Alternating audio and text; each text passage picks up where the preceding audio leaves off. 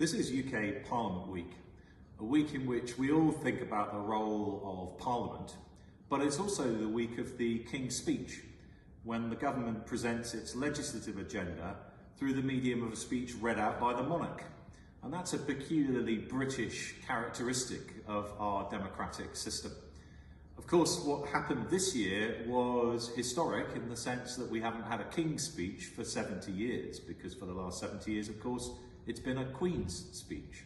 So we're all at Westminster here still getting used to the new terminology.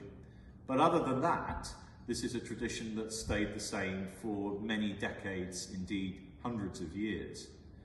And it demonstrates that Parliament has an important role to play in the way in which we make the laws by which we all live. And it demonstrates that in our constitutional settlement, Parliament operates as an institution loyal to the Crown. Now, whatever your views about the monarchy, it does give us some advantages. One of those advantages is that we don't have to associate our head of state with political controversies. And indeed, the monarchy's always been careful to make sure it's above and beyond those political controversies. And so with all of the ceremony that's surrounded the King's Speech, people will pore over the detail and they'll listen to the debate that now happens about that legislative programme. Many of you perhaps have seen some of the coverage of that. Many of you will also have seen Prime Minister's Questions, which is perhaps the most public demonstration of Parliament at work. But I have to tell you, as somebody who's worked here now for 18 years as a Member of Parliament, it's far from the best representation of what Parliament does.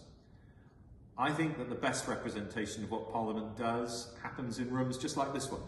This is a committee room where we go through legislation in detail, where, for example, private members' bills are discussed. And in this very room, I presented a private member's bill about giving access to people with disabilities to taxis more effectively than they currently have.